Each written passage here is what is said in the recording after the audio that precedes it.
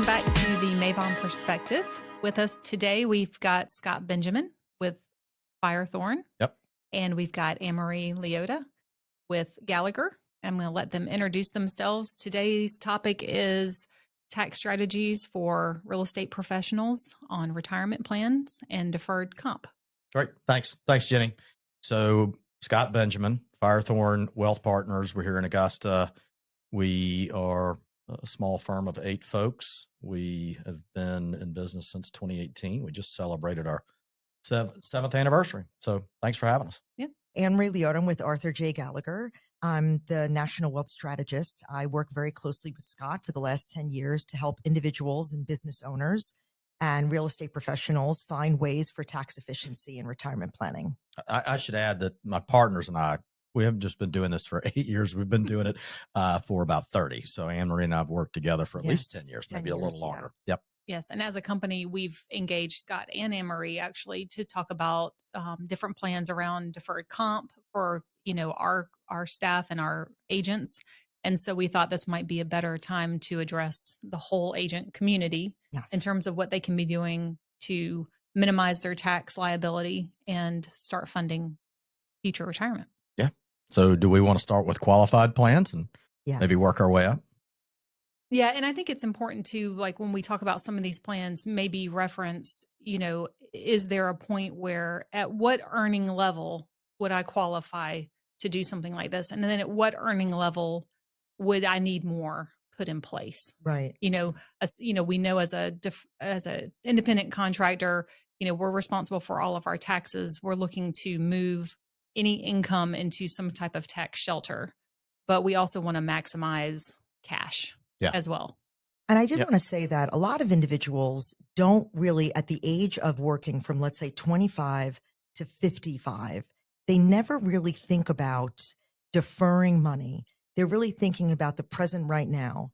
And what I'm hoping with listening to this podcast is taking a step back and saying, okay, like we don't know how long we're going to be working, and we don't know how much we will need at retirement. So being prepared and understanding the options now and really taking consideration of what we're bringing up. We are all living longer. Like, there's mortality and then morbidity. Morbidity is the issue going on right now. We're all living longer and we're working longer, but the clients are not having enough right now at retirement. So what steps can we talk to you about so you're prepared? Yeah. 2 things I would add to that. We always say, start with something. Just start with something, even if it's very small. And the risk is not in dying too young. The risk is in living too long. Exactly. So. And we've got a plan through one of our Realty Alliance partners, Durgalis, where we're able to set aside money that is handled offsite, independent third party. But what we're looking for too is a partnership with the two of you guys to where we can pull our agents under a Meybohm umbrella also, and then make that money work a little bit more for them. Yeah. So let's just start with, I'm a new agent. I'm coming in, I'm married. Let's say my spouse is a W-2 earners. How do I go about saying, okay, how much should I be setting aside and what vehicle is best to put it in? Let's say I'm earning, 50 to 100,000 in commissions a year. Yeah.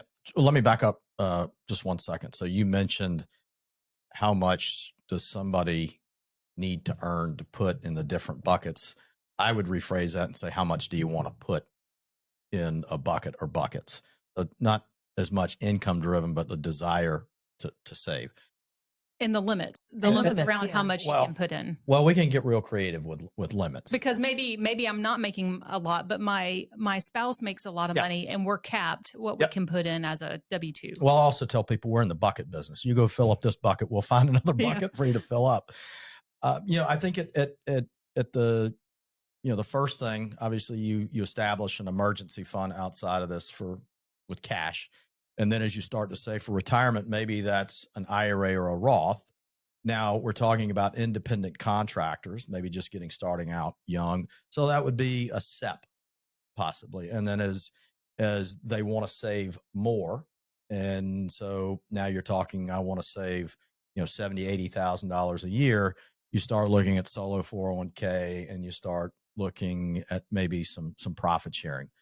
Then you want to save more. We talked about this earlier, you know, approximately hypothetically $340,000 a year could save if they wanted to. Now, this is not your younger agent, but maybe somebody that's approaching retirement that feels like maybe they haven't saved enough. They could put away pre-tax over $400,000 a year. And yeah, that's not a misstatement. That's more than they made because 31,000 or, maybe somewhere 33,000 or 34,750 if they're between 60 and 63 from the one big beautiful bill. That's all that's coming in salary deferral. The rest of it would be a company contribution. So it doesn't necessarily mean they can't put in more than they actually made. You can. Mm-hmm. You can get creative with that. I do want to help people understand. So what Scott is talking about is a qualified plan. Yes. So traditionally, as you're an employee, your company would have a 401k. That's a qualified plan. And usually the investments that are available to you are limited to what's available for ERISA rules and the 401k. As somebody is a sole practitioner, sole proprietor, contractor, they may not have like a 401k available through Meybohm, but that's why Meybohm's using a contractor for them to set up a solo 401k. Yep. Or a SEP IRA. And this is giving you the power to defer some of your income now. So it's reducing your current year tax drag, and you're shifting that money now. So you're not paying tax, and it's going into a bank account, a separate chassis that's going to be invested in growing tax-free. And then at a future time, at retirement, you're going to be accessing this and you're going to be paying taxes at that time. But it allows you to shift money to retirement and it lowers your current year tax drag. You could elect Roth and you pay tax now. And you could elect a Roth. Yeah. So now let's go back to that younger, somebody just starting out in their career. They probably should do Roth because their marginal bracket could be 12, could be 22. It's probably going to be a lot lower if they're successful in their career path. Going to be a lot higher when they retire. Pay your tax now.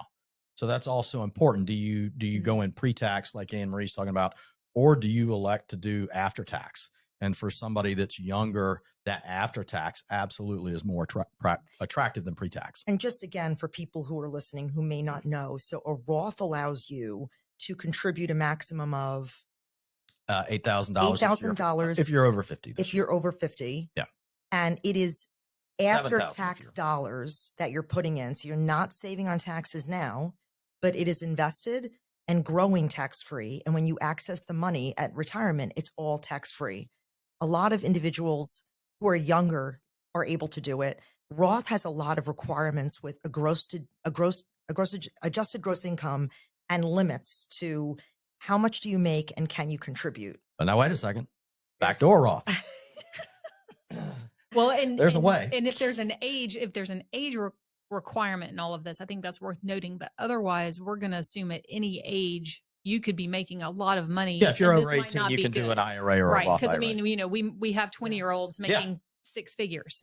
So we want to say the Roth is for a lower income earner because the taxes are lower. Yes, exactly. And to your point, that can be any age, and you would do that if you had a reasonable expectation that you were going to be doing the right savings things and you were going to be in a higher bracket when you wanted to access that money. Okay, you don't want to pay tax when you're accessing the money. So let's pretend somebody, Scott, it doesn't matter their age, but they make $300,000. Okay. Mm-hmm. And they're like, what do I do? Well, so for the qualified plan world, they make $300,000. What would you recommend for them to do as a sole practitioner, a contractor? All right. So I'm going to back up a little bit. My favorite, if you're in a high deductible health plan, you put the max in an HSA, in a health savings account. You rip up the debit card. You put that in a low cost index fund and you let that sucker compound. You come in and you do backdoor Roth. We haven't even talked about the children that may be pulled into the family business, the independent contractor, which brings in more tax savings. But then you go and you do backdoor Roth. Then you start funding the qualified plan. And again, you can get up over $70,000 between a combination of 401k and profit sharing. Then you could enter cash balance land, which is where you can put a lot of money in. A lot of money in. So there's a lot. So if you make $300,000, you're married, you have a spouse, we don't rely on your income, so you can really defer a lot of it. There's an ability to almost defer almost all of it through all of these different mechanisms Right. with qualified plans. Right. So let's pretend though that I make $700,000 and I've maxed out everything I can do with my qualified plans. What else can I do? I don't know, deferred comp. Now we move over to non-qualified plan land. Deferred comp. Deferred compensation. Yeah. So deferred compensation is a way for an individual to, and it's typically happens through an employee relationship. So real estate agents are a little different because they're contracted to a specific broker company, very different than other sole practitioners that may be on their own. But for a company like Meybohm, where these real estate professionals are contracted to work with you, Meybohm offering a deferred compensation plan allows an individual to elect to defer their income based on what the company decides to be invested similar to a 401k. They don't have an income tax implication of the amount that they're deferring. So they're saving on income taxes, and it's invested. It could be vested in a myriad of ways. How can it be invested? Really, there's not a whole lot of limits to how it can be invested Yes. other than control issues that may come up. So I can't go develop my own subdivision and place that in this chassis. But outside of control issues, the limit, I mean, we talked recently with someone that does this over in Europe. They're putting in crypto and watches and Right. all kinds of interesting things. We've never done it quite that exotic, but Yeah, deferred compensation is a non-qualified plan. What that means is it's not subject to ERISA. It is very flexible. Typically there's no minimums or maximums. It really is a great way for somebody who's saying, I want to reduce my current year tax drag. Aside from all of the things that I'm doing with my accountant and my tax return, this is a way for me to control my income tax obligation this year through working with my company to defer any amount that I want, that I'm comfortable with based on my family situation. And it's going to be invested and it's going to be growing tax-free, which is great. At the time that I access my money, I'm going to be paying taxes at that time, but it just shifts the tax burden and the implication from now to a future time. Hopefully when your tax rate is lower, right, you've when retired. your income is lower, Yep. you're retired. And I love deferred compensation because of the flexibility. 1 year I can contribute money. The next year I have college expenses. I can't do deferred compensation. I'll max out my qualified There are more plans. rules around the qualified plans for Right. sure. Yeah. But I love deferred comp because of the flexibility.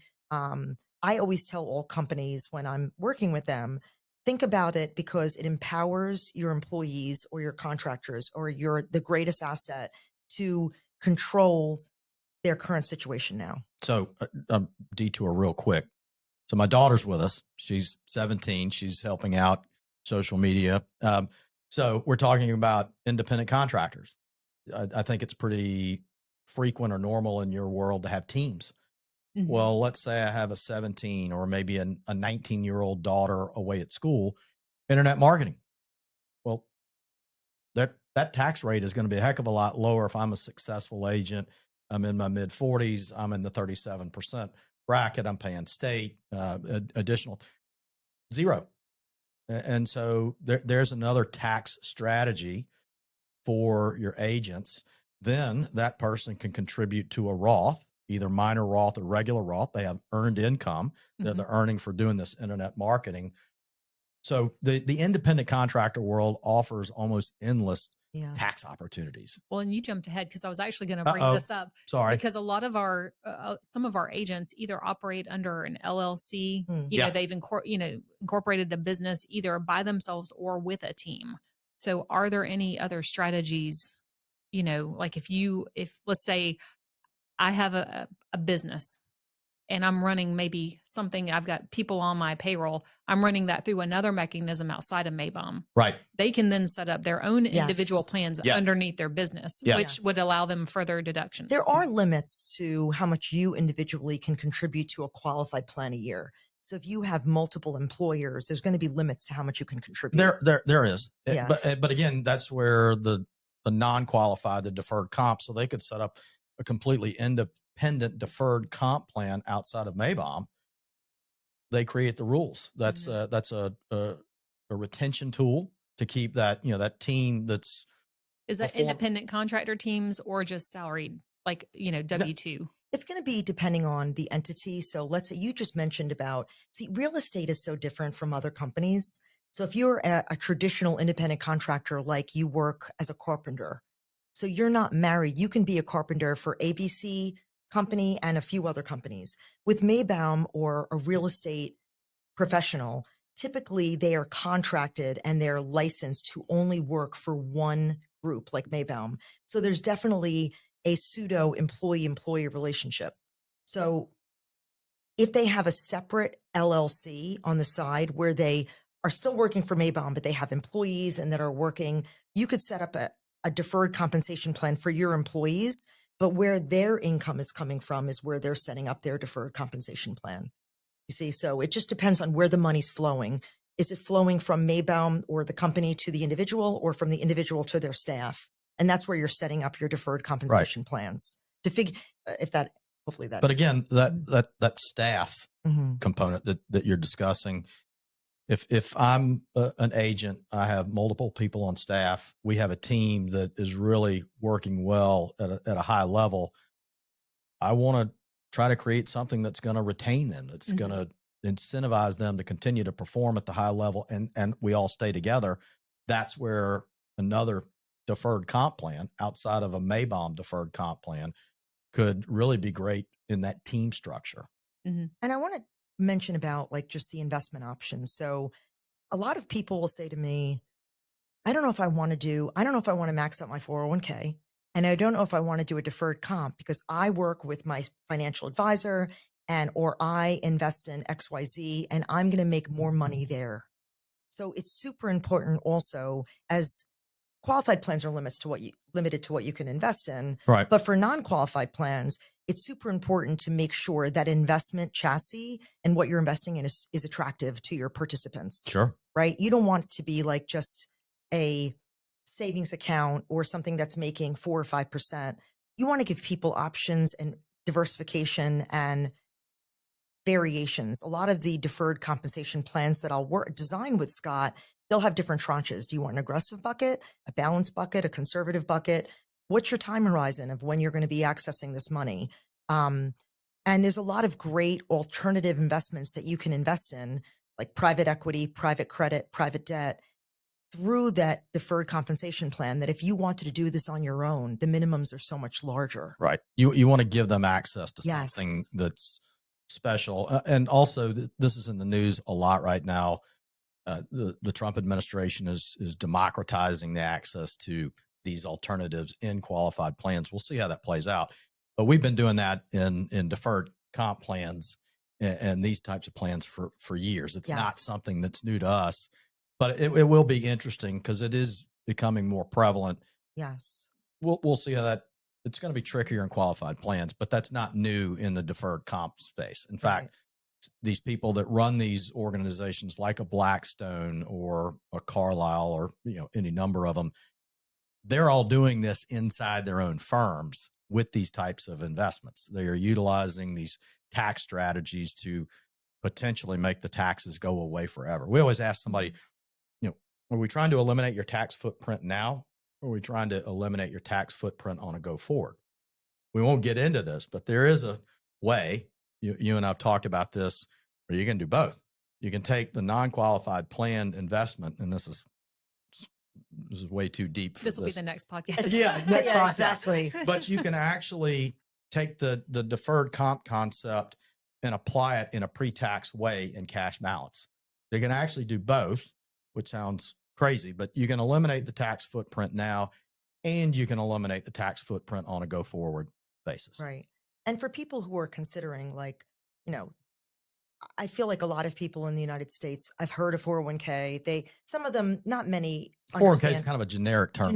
Yeah. Right. Yeah. And usually the investments, like, they're pretty traditional, right. More like retail, Fidelity, Vanguard, like, right. And they're good. They're great. Yeah. Right. Oh yeah. And those are typically low fee solutions. Cash balance, people don't that's more like, I would say, level 3 of the qualified For sure. plans.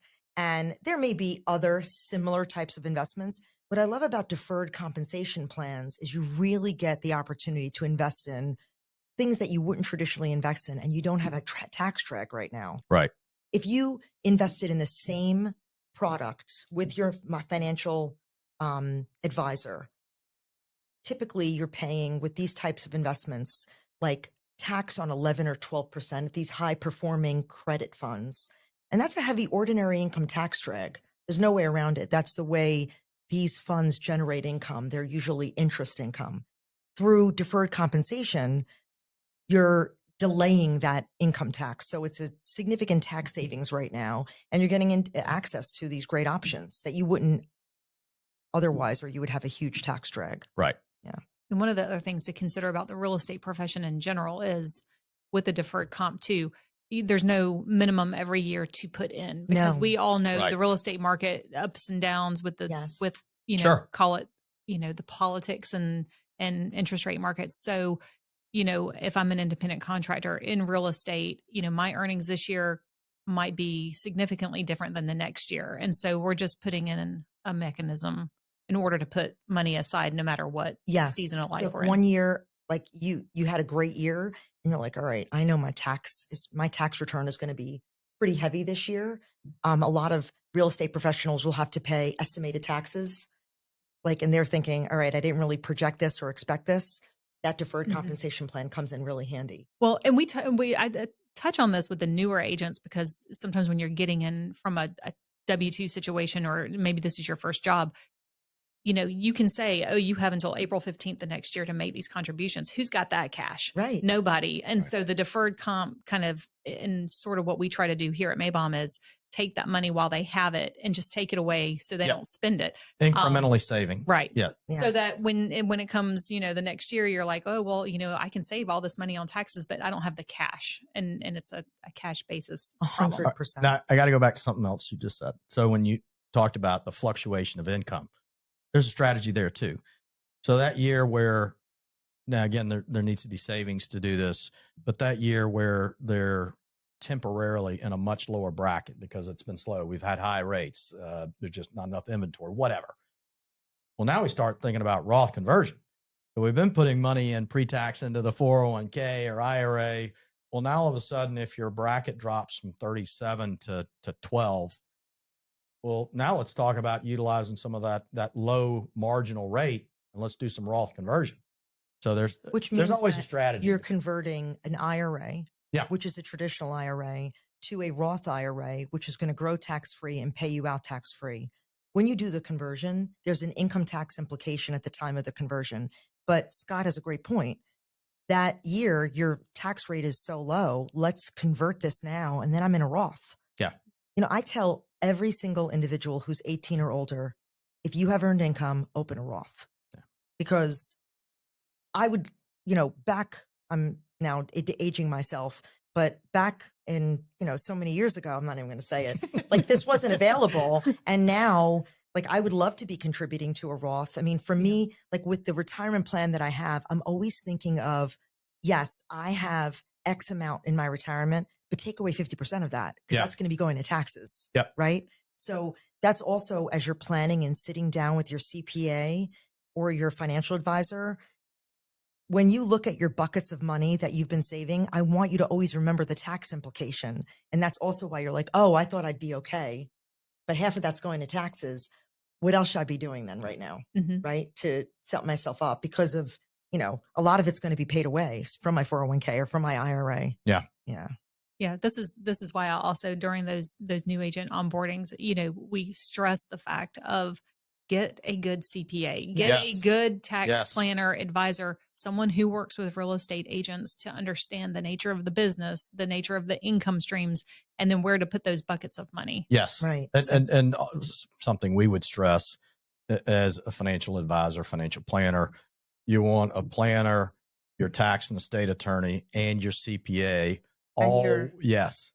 Your insurance person. Well, I'm putting, you're a former CPA, so I I'm am putting a you, yeah. CPA. I And am you're a also CPA. an advisor. Yes. This is a strategy. It's a but tax strategy. Yes. Yeah, but making sure that they all communicate and everybody's bringing ideas and consulting to the table, and the tax person is signing off on it. The tax attorney is signing off on it. That's incredibly that is important. so Communication is important. very important. And as I always say sole practitioner, but as an independent contractor, like all of the obligation falls on their shoulders, right? At the end of the day, right? Like they are their own silo of person for the tax, paying the taxes, the quarterly taxes. I cannot emphasize enough, starting out as soon as possible for getting that team in place is so important, and making sure they talk to each other. A lot of times they don't. A lot of times, and I practiced for 20 years before going into the space, and I fell guilty to this. Practitioners sometimes work in silos. They're very reactive to tax implications. This is what's due. Mhm. They're reactive to tax forms.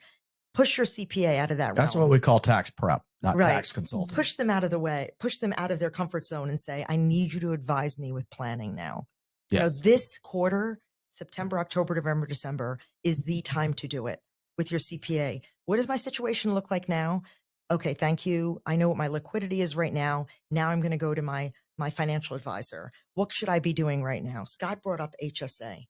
HSA is a health savings account, and it's the only solution that exists in the US that allows somebody to take money and not pay tax on earnings and put it away in a vehicle. So it's like a Roth, right? It's growing tax free. It's invested in growing tax free. And at the time of retirement, You forgot Yeah. two other tax benefits. Pre-tax. yeah, that's what I mentioned. Just like a Oh, Roth, I like thought- pre-tax. No, Roth is post-tax, growing tax Oh, I'm free. sorry. I'm sorry. I said that Yes. wrong. I Goes said it in wrong. pre-tax, Pre-tax. potentially avoids FICA and FUTA, and comes out tax-free after growing tax deferred. Yeah. HSA, There is no tax benefit on the planet like it. there's no, right. There's a limit. How much can you do in an HSA a year? 85.50 this year, 95.50 if you're over 55. So to get On a into an family plan. HSA, you have to be in a high deductible health plan. Yes. If you heard about HSA and you're always like, I don't know, usually it gets confusing with FSA. If you know that your employer or you have that, max it out every year and don't touch it. Yes, don't touch it. Yeah, that is the number one savings I tell everybody to do. Yeah. And then we talk about Roth if they're eligible. I hope you And- got that idea from me. I did. Okay. All right. Just making It's been sure. a long 10 years. Yeah. I got it from him. And then also, like, if a company offers a deferred comp, absolutely. Yeah. Thank you guys so much for joining us. Yes, Yeah. thank you Thank for you, having Jenny. us. Yeah. Thanks. Thanks.